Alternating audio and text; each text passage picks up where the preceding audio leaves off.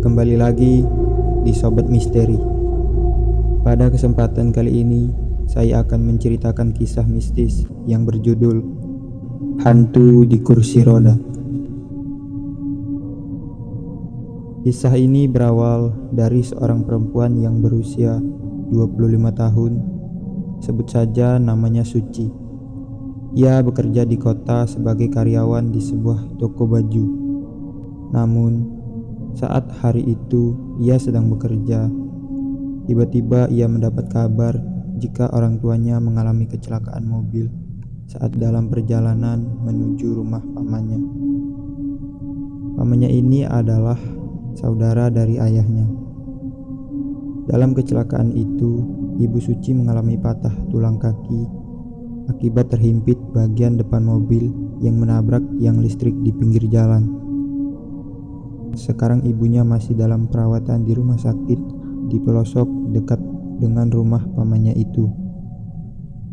Mendengar kabar itu, Suci langsung bergegas berangkat dari tempat ia bekerja menuju rumah sakit tempat ibunya dirawat.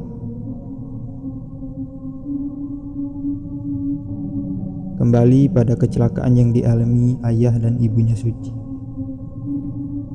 Kecelakaan itu terjadi pada siang hari. Saat itu perjalanan masih biasa-biasa saja. Namun, tiba-tiba cuaca berubah menjadi gelap dan turun hujan.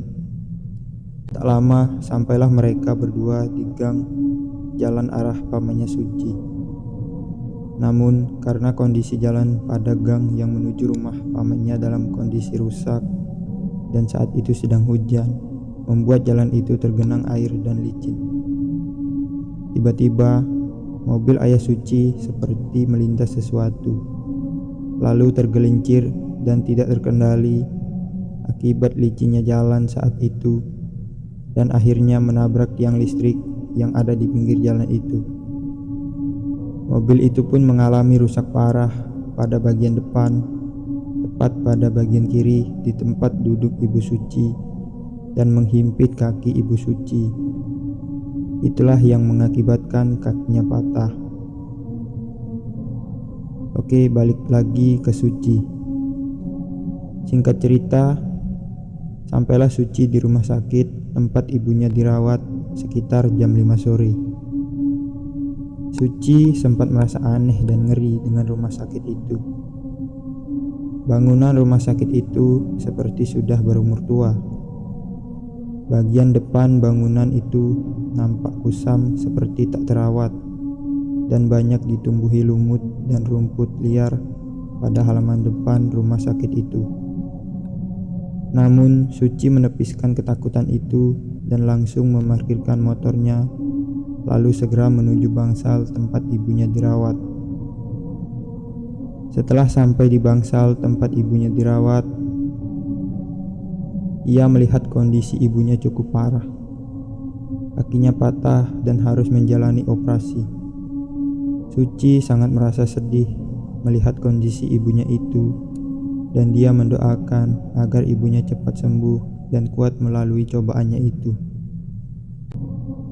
Suci mendampingi ibunya yang sedang dirawat terbaring di ranjang. Tak terasa waktu telah menunjukkan pukul 12 malam. Suci merasa ngantuk dan memutuskan untuk tidur. Ia langsung tidur lelap di bawah di samping tempat ibunya dirawat. Namun, ia mengalami mimpi buruk. Dalam mimpinya itu, ia melihat sosok perempuan di dekat toilet di samping bangsal ibunya dirawat dan membelakangi dirinya. Namun, tiba-tiba sosok itu berbalik badan dan menatap Suci. Sosok perempuan itu sangat menyeramkan. Wajahnya sudah tidak berbentuk dan berlumuran darah yang keluar dari kepalanya. Tiba-tiba Suci terbangun dari tidurnya dan diliputi rasa takut hingga ia tak bisa tidur sampai matahari terbit. Seminggu setelah ibunya dirawat, akhirnya dokter memperbolehkan ibunya pulang.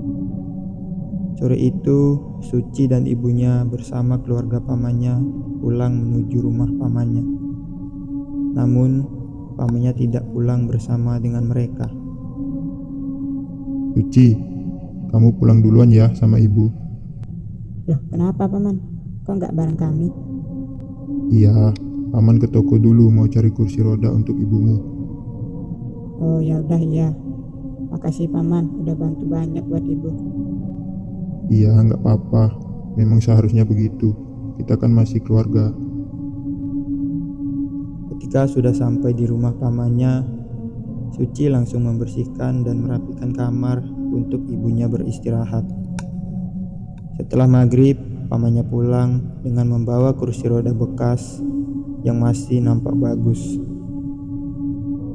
Langsung saja ibunya memakai kursi roda itu dan Suci mengajak ibunya jalan-jalan di halaman belakang sembari mencoba kursi roda itu. Tak terasa jam sudah menunjukkan pukul 10 malam. Suci dan ibunya bergegas menuju kamar untuk beristirahat. Kursi roda itu ditaruh di halaman belakang karena di dalam kamar ibunya terlalu sempit. Ibunya tidur di kamar itu dan Suci tidur di ruang tengah. Baru saja tertidur, ia terbangun dan ingat kembali dengan sosok perempuan yang datang dalam mimpinya malam itu waktu di rumah sakit. Wajahnya yang mengerikan itu kembali terlintas di pikirannya hingga membuat ia tak bisa tidur lagi. Tiba-tiba dari halaman belakang rumah ia mendengar seperti suara orang berdehem.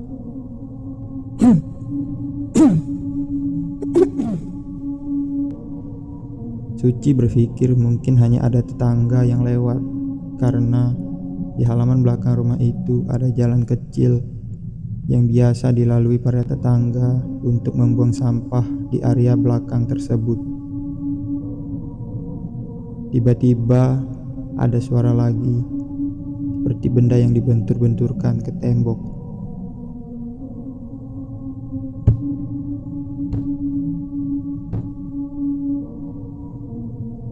Namun, Suci mencoba untuk tetap tenang dan tak menghiraukan suara itu. Dan ia mencoba untuk tidur. Malam itu pun berlalu. Di hari kedua, Suci dan ibunya menginap di rumah pamannya itu.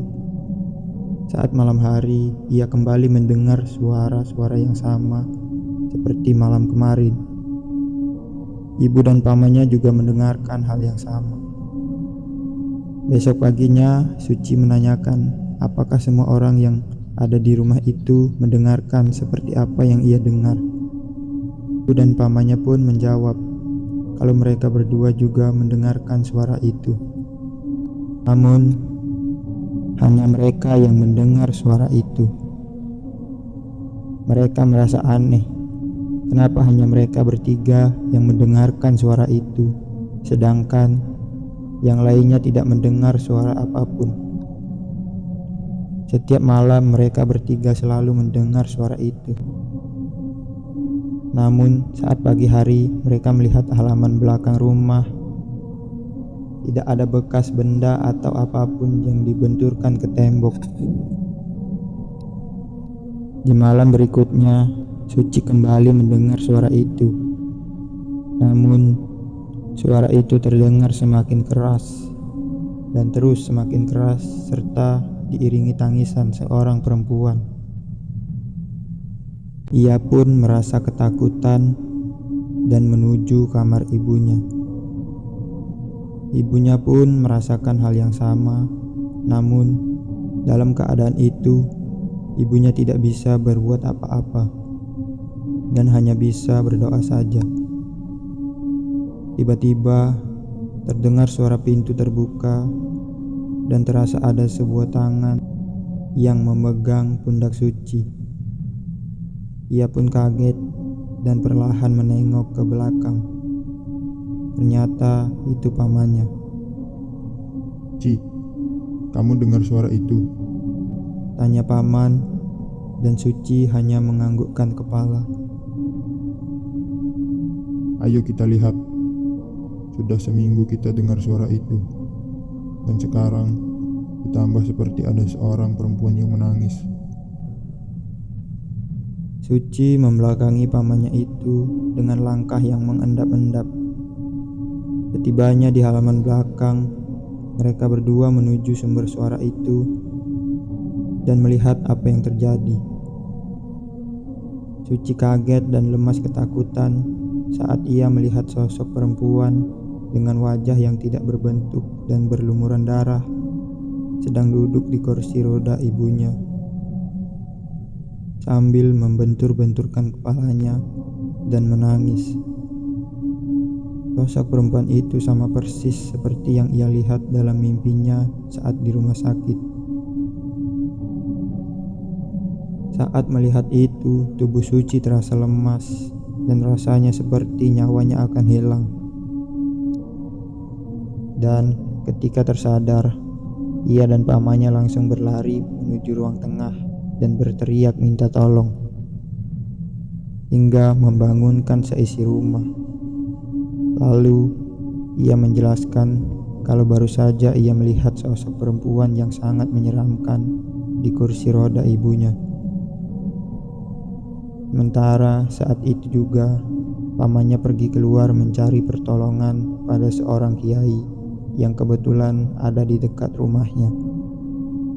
Tak lama, pamannya kembali bersama seorang kiai. Dan kiai itu langsung menuju halaman belakang. Sosok perempuan yang tadi sudah menghilang. Namun, saat kiai itu membacakan doa, terlihat kursi roda itu bergerak-gerak sendiri dan kembali muncul sosok perempuan itu. Dan hingga pada akhirnya sosok perempuan itu menghilang. Setelah selesai berdoa, Pak Kiai itu berkata kepada semua yang ada di sana bahwa kursi roda itu merupakan kursi roda bekas kecelakaan oleh pemiliknya terdahulu, yang tak lain adalah sosok perempuan itu. Perempuan itu dulunya meninggal akibat tertabrak truk saat sedang berada di kursi roda tersebut. Dan kini arwahnya tak mau lepas dan tak terima jika kursi rodanya dimiliki oleh orang lain. Karena kursi roda itu yang selalu menemaninya semasa hidupnya. Sebaiknya kursi roda itu secepatnya dilebur ke sungai atau kembalikan kepada keluarga pemilik kursi roda itu yang terdahulu, kata Pak Kiai. Pagi harinya, karena tidak tahu siapa dan di mana keluarga dari pemilik kursi roda itu, Suci dan pamannya memutuskan untuk menuju sebuah sungai dan membuang kursi roda berhantu itu ke sungai. Setelah kursi roda itu dibuang, tidak ada lagi terdengar suara-suara aneh saat malam hari. Dan cerita pun selesai. Nah, bagaimana cerita ini menurut kalian? Coba komen di bawah dan jangan lupa klik tombol subscribe dan aktifkan tombol lonceng agar kalian mendapat cerita-cerita terbaru dari channel ini.